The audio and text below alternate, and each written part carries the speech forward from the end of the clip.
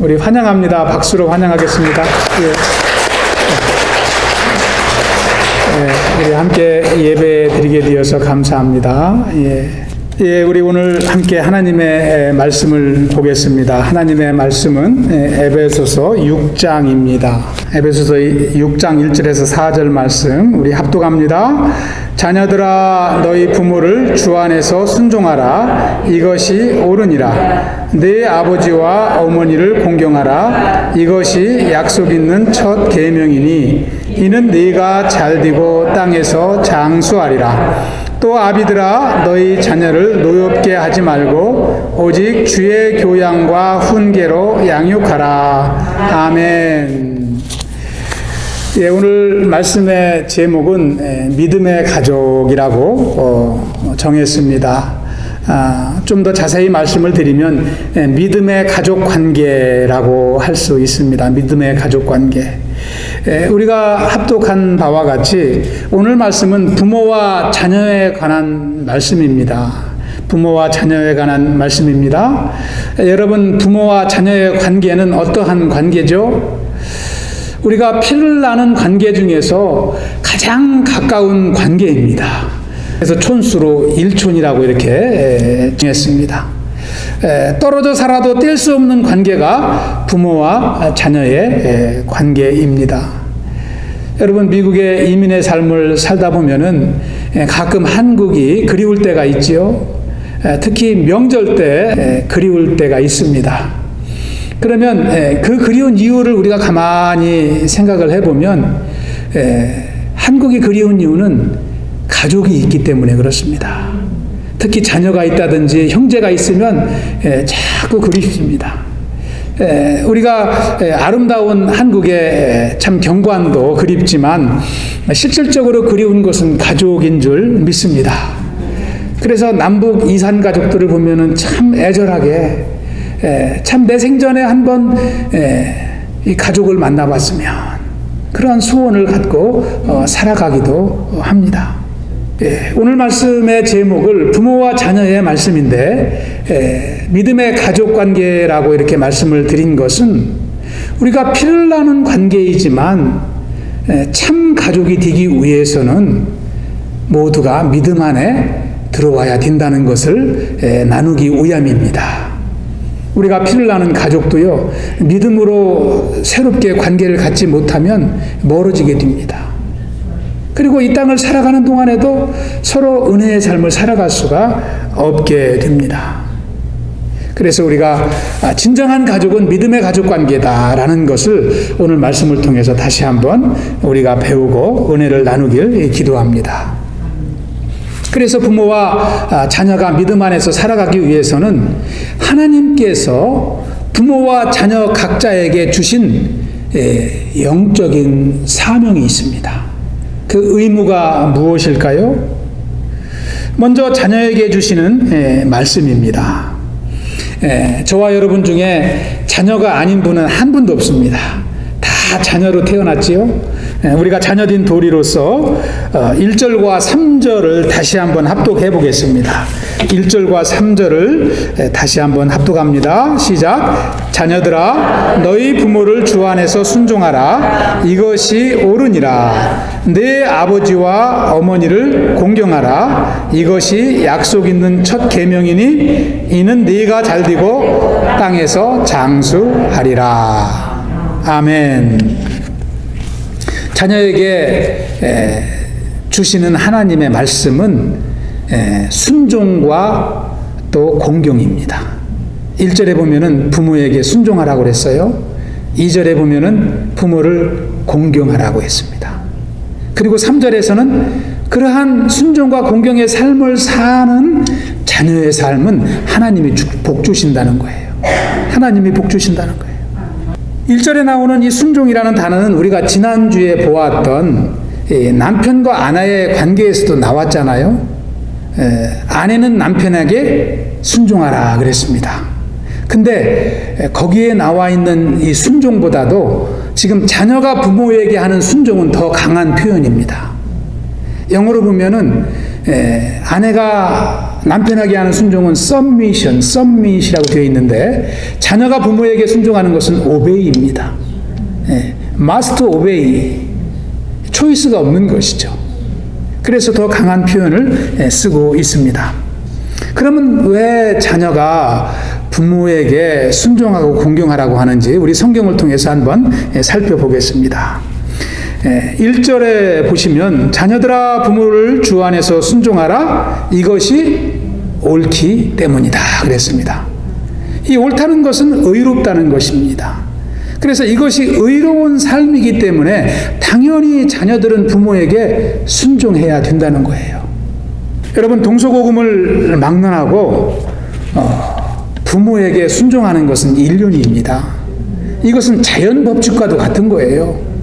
이것은 하나님의 특별한 계명이 아닙니다. 인간이라면요, 믿음이 있든 없든 부모에게 순종하는 것은 자연적으로 해야 될 도리입니다. 그래서 이것을 인륜이라고 하죠. 이 당시만 해도, 초대교회 당시만 해도 헬라 시대뿐만 아니라 이 이교도들, 이 로마의 윤리학자들도 이것을 가르쳤습니다. 우리가 예수님을 몰랐을 때 동양의 공자 철학 가운데 살았을 때도 공자님은 이것을 가르쳤습니다.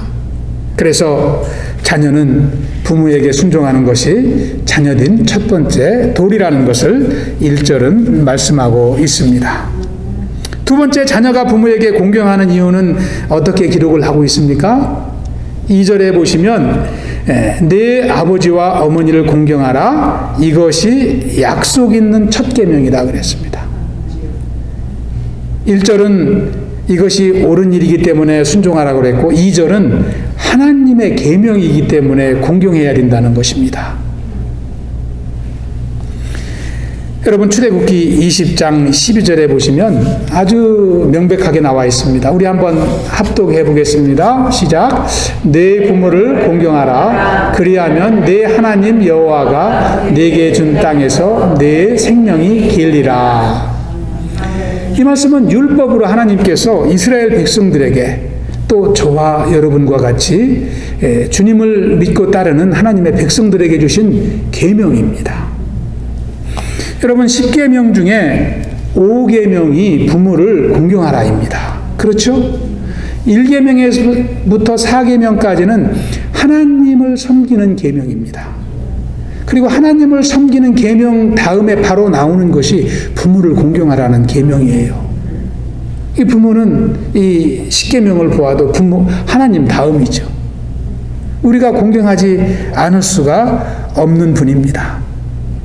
레위기 말씀에도 보면은요, 부모를 공경하는 것은 우리가 하나님을 예배하는 것의 연속이다, 이렇게 기록을 하고 있습니다. 우리 레위기 말씀도 한번 보겠습니다. 레위기 19장 2절 3절에 보시면 너희는 거룩하라, 이는 나 여호와 너희의 하나님이 거룩함이니라. 너희 각 사람은 부모를 경외하고 나의 안식일을 지키라 그랬습니다. 부모님을 경외하고 안식일을 지키라.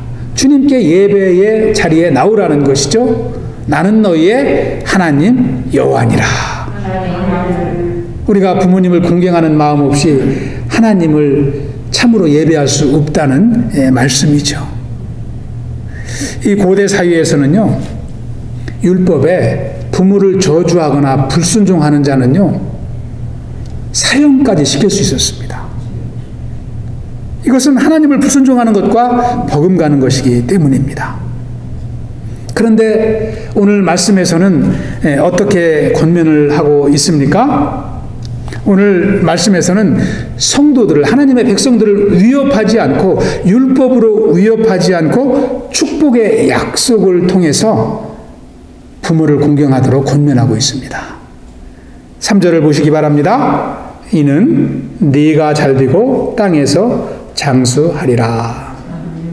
부모님을 섬기고 순종하는 일은 힘들고 피곤한 일이 아니라 내가 복받는 일이라는 거예요. 내가 장수하는 일이라는 거예요.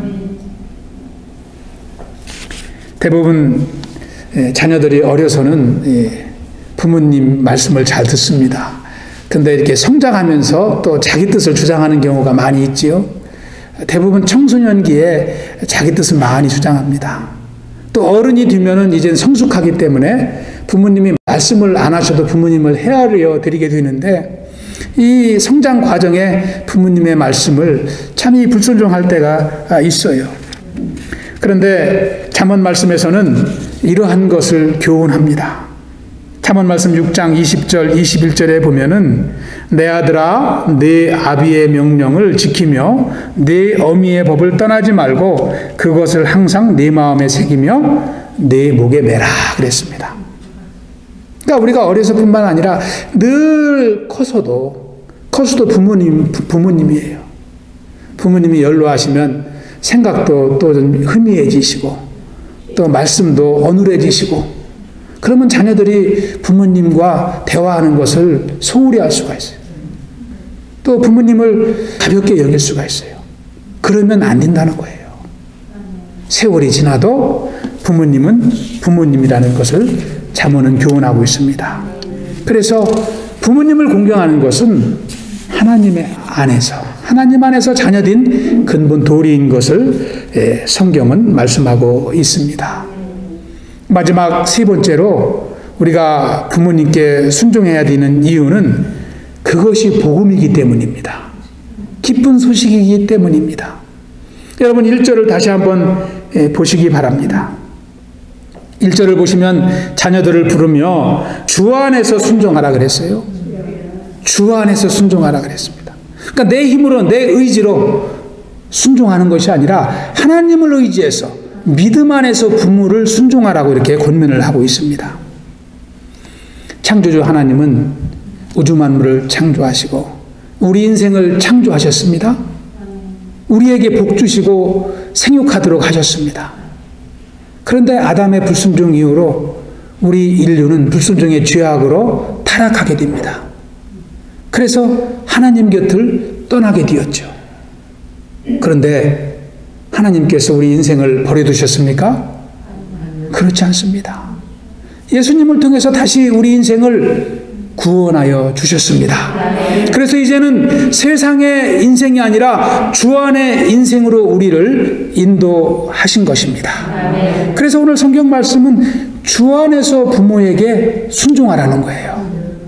세상의 삶 가운데 너희의 뜻대로 부모를 순종하는 것이 아니라 하나님의 자녀된 도리로서 주 안에서 부모님을 공경하고 순종하라고 말씀합니다. 이제는 우리가 이 복음의 시대 안에 산다는 것입니다.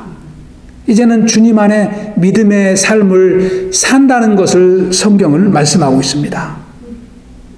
그러므로 우리가 주 안에서 하나님과의 관계가 새롭게 회복되고 또 부모님과의 관계, 가족의 관계가 믿음의 관계로 회복되어야 된다는 것은 말씀하고 있습니다.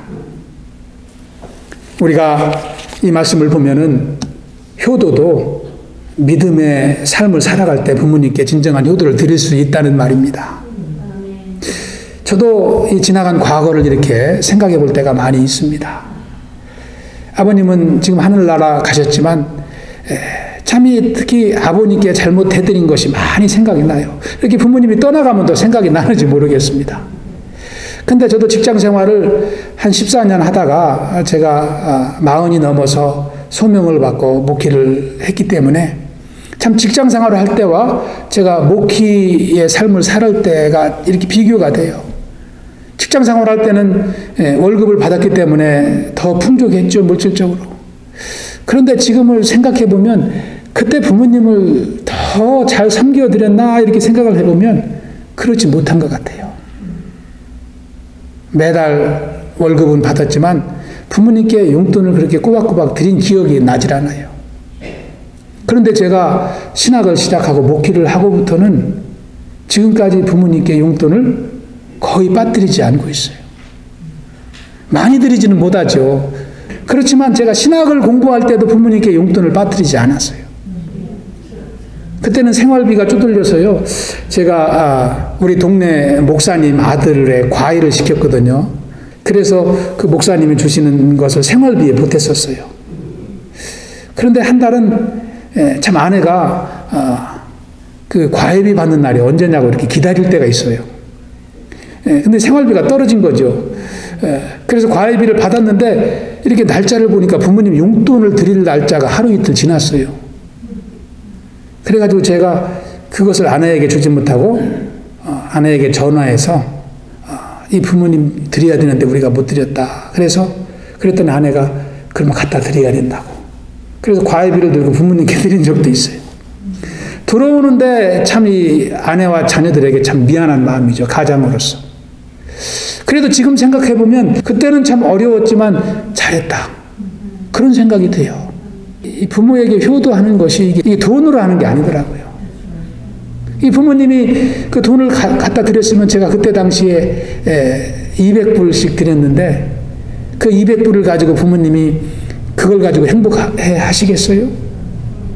자녀들이 도리를 하는 것을 통해서 그것이 감사한 거죠. 우리가 하나님을 섬기는 것이나 부모님을 섬기는 것이나 다 마음으로 효도하는 줄 믿습니다. 손발이 다닳도록 키워놓으면 자식들은 자기가 큰 줄 알지요. 근데 믿음 안에 들어올 때 우리는 부모님의 그 마음을 깨닫게 되는 것입니다. 용돈을 못 드려도 마음을 드리는 자녀. 우리가 하나님을 섬길 때도 많은 것을 할 수 없지만 마음을 고백하는 신장. 하나님은 그 인생을 축복하십니다. 치매에 걸린 아버지가 치매에 걸리면 몸은 건강해도 기억이 없잖아요. 이 창가에 서서 나뭇가지에 있는 새를 바라보고 있습니다. 이렇게 바라보다가 방 안에 있는 아들에게 물었어요. 얘야, 저게 무슨 새냐? 그러니까 아들이 아버님, 그 새는 까치입니다. 까치요. 아, 그래? 반가운 손님이 올라는가 보다. 아버지가 한참 또 바라보시더니 조금 있다가 얘야, 저게 무슨 새야? 또 물어보셔요. 그러니까 아들이 아버지, 제가 까치라고 말씀드렸잖아요. 까치예요. 그러는 거예요. 그러니까 또 한참 또 까치를 바라보고 웃으시다가 조금 있다가 아들에게 또 물어봐요. 아들아, 저 새가 무슨 새라고 그랬지? 그러니까 아들이 뭐라고 하냐면 아이, 까치라니까요. 까치. 그러고서 방을 휑하니 나가버려요. 그러니까 어머니가 밖에서 그 소리를 들으시다가 아들에게 다가가서 말씀하시는 거예요. 얘야, 너도 아버지한테 저 새 이름을 물어본 때가 있었어. 네가 어려서 말 배울 때 아빠, 저 새가 무슨 새야? 그러면 내 아버지는 까치란다. 그리고 좀 있다가 아빠, 저 새가 무슨 새야? 그러면 까치야. 조금 있다가 아빠, 저 새가 무슨 새라고? 그러면 까치란다. 그렇게 너는 100번도 더 물어봤다. 그런데 네 아버지는 그럴 때마다 귀엽다고 쓰다듬어 주면서 한 번도 짜증 안 내고 이렇게 까치 이름을 얘기해 줬다. 그래서 네가 말을 배운 거야. 어머니가 그래요.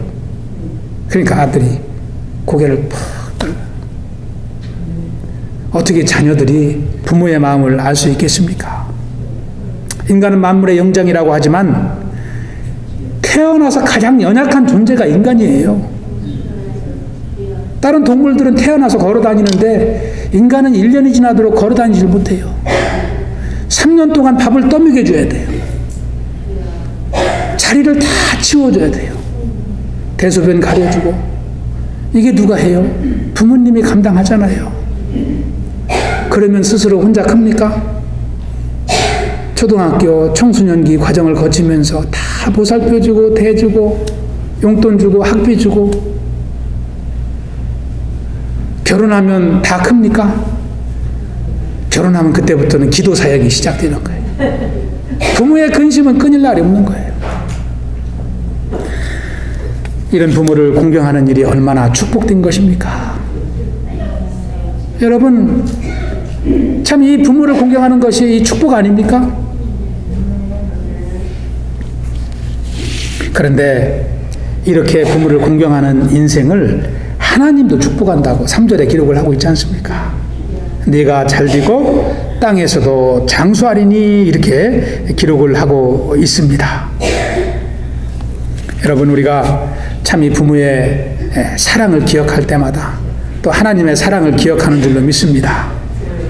부모를 섬길 때마다 또 우리가 하나님의 사랑을 기억하고 하나님을 섬기는 귀한 복된 인생을 살길 기도합니다. 주 안에서 믿음으로 부모를 섬기는 우리 믿음의 공동체가 되시길 축원합니다. 두 번째는 부모에게 주는 말씀입니다. 자녀에게는 3개의 요절을 주셨는데 부모에게는 1개의 요절을 줍니다. 4절, 우리가 다 부모된 자로서 또 부모에게 주는 사명을 우리 함께 합독해 보겠습니다. 시작. 또 아비들아, 너의 자녀를 노엽게 하지 말고 오직 주의 교양과 훈계로 양육하라. 아멘. 여기서 4절을 보면은 아비들아 이렇게 시작을 합니다. Father 이렇게 부르거든요. 근데 여기는 이 아비라고 아버지라고 하기보다는 2절에 보면은 아버지와 어머니를 공경하라고 부모를 공경하라고 한 것을 보면은 4절 말씀은 부모에게 페런치에게 공통적으로 주시는 말씀이라고 받아들여야 됩니다. 그래서 어머니들은 해당이 없다고 생각하면 안 되고 똑같이 부모에게 주는 말씀이라고 생각을 하셔야 됩니다. 이 부모에게 주는 이 말씀은 2가지입니다. 첫째는 자녀를 노엽게 키우지 말라는 거예요. 노엽게 키우지 말라는 것은 자녀를 화나게 하지 말라는 거거든요. 영어로 anger라고 기록이 되어 있습니다. 2번째는 자기의 지혜로 키우지 말고 하나님의 교양과 훈계로 자녀를 양육하라는 것입니다. 하나님의 교양이라는 것은 교훈입니다. 그리고 훈계라는 것은 이 마음으로 훈련하라는 것이죠. 이 자녀를 키우면서 자녀를 분노케 화나게 하는 언어나 행동을 부모에게 삼가하라고 이렇게 권면하고 있습니다. 자녀를 키우다 보면은 이렇게 무리하게 요구할 때도 있잖아요. 꼭 해야 된다고 푸시할 수도 있고 또 합리성이 없는 요구를 할 때도 있습니다. 저도 이렇게 매월 목회자 모임을 가보면은 목회자 모임에서도 온화하시고 겸손하신 목회자들을 주변에 이렇게 젊은 목회자들이 많이 따르는 것을 보게 됩니다. 우리가 부모의 위치에 있다는 것은 삶의 경험이 자녀보다 많다는 것을 의미합니다. 그래서 그러한 풍부한 삶의 경험을 통해서 삶의 경험이 적은 자녀들을 훈계하는 것이 부모의 위치입니다. 부모가 좋다고 자녀도 좋아한다고 생각하면 안 되겠죠. 달라스에서 목회하면서 신방을 하는데 이 부부가 이 비즈니스를 하는 사업장이 있었어요. 그런데 그곳을 가면은 늘 이 부인만 있고 이 남편이 없습니다. 그래서 제가 하루는 이렇게 여쭤봤어요.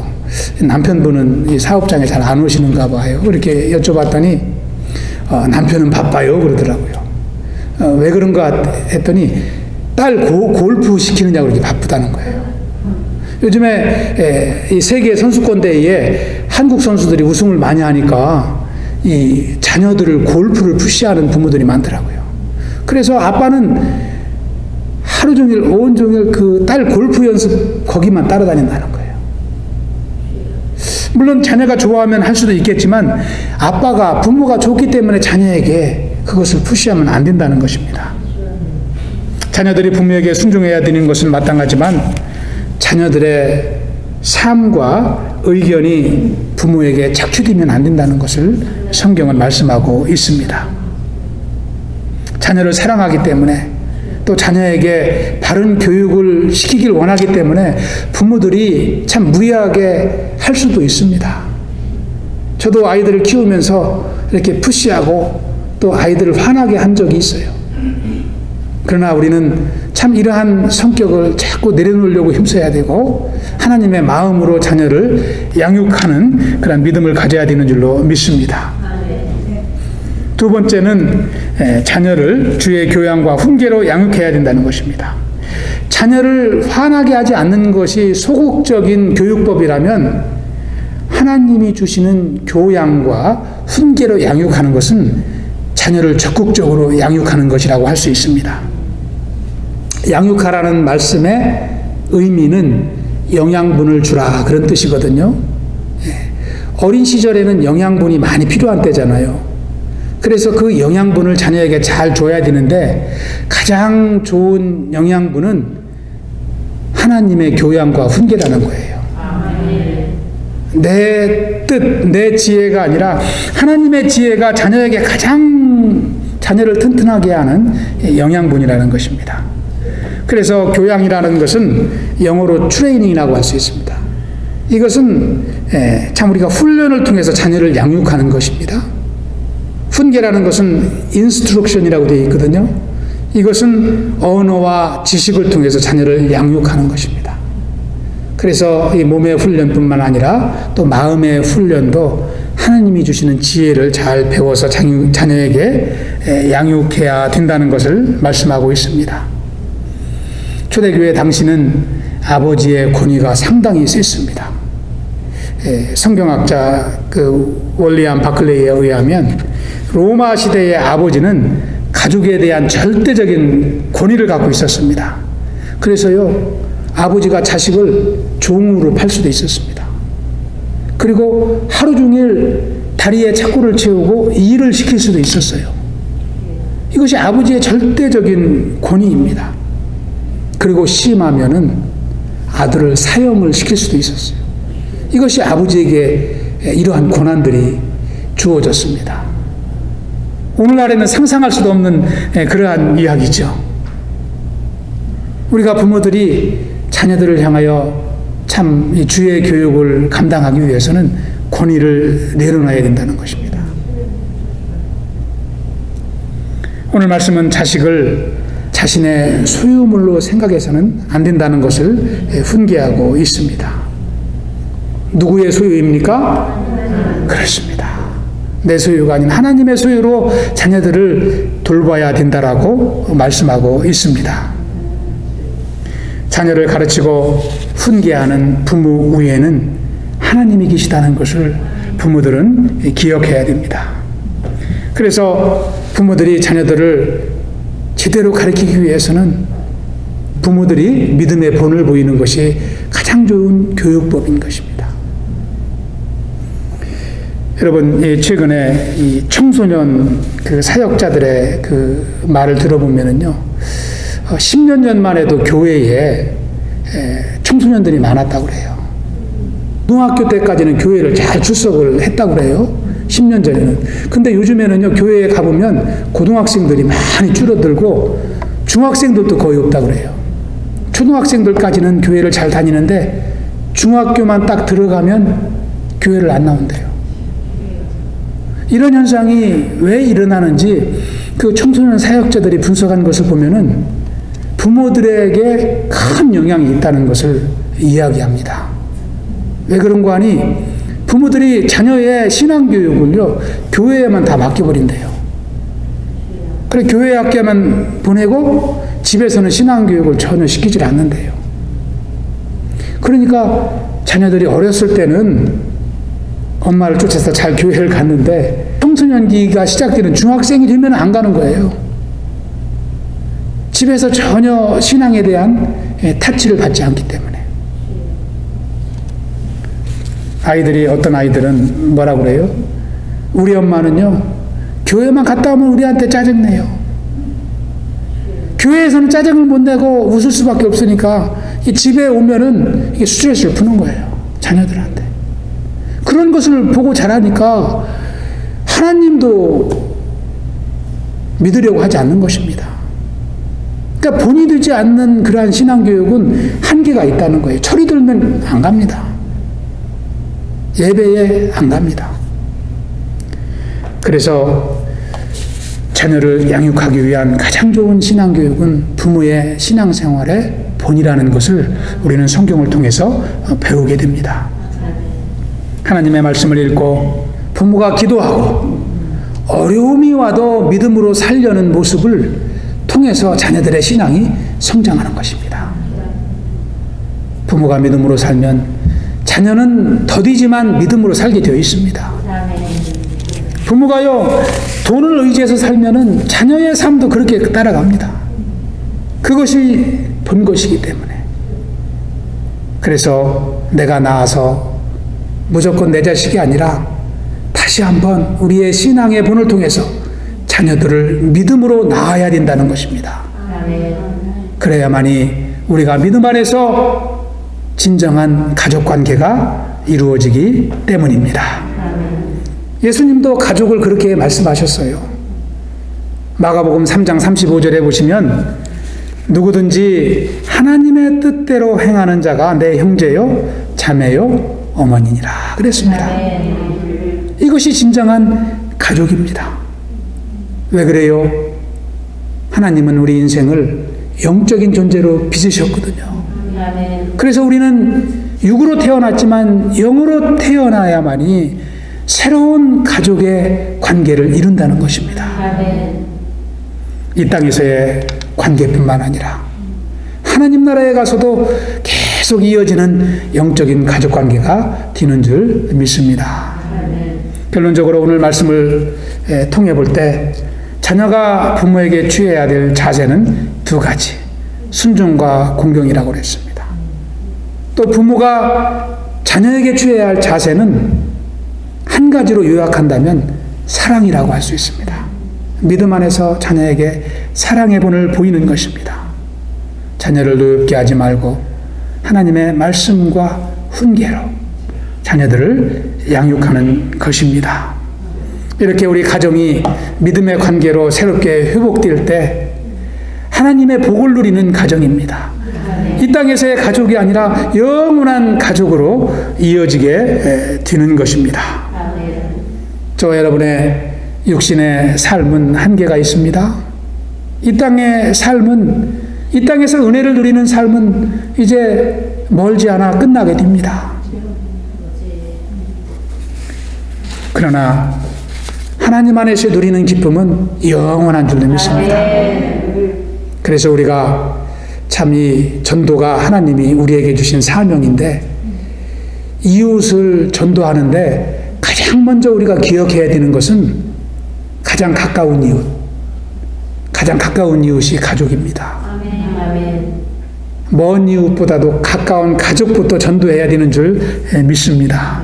그래서 우리 가족들이, 자녀들이, 남편들이, 우리 형제들이 예수 그리스도의 참 이제 부활의 능력 안에서 살아갈 수 있다. 예수 그리스도의 부활의 능력 안에서 살아갈 수 있다. 우리가 전도의 삶을 살아가야 되는 줄 믿습니다.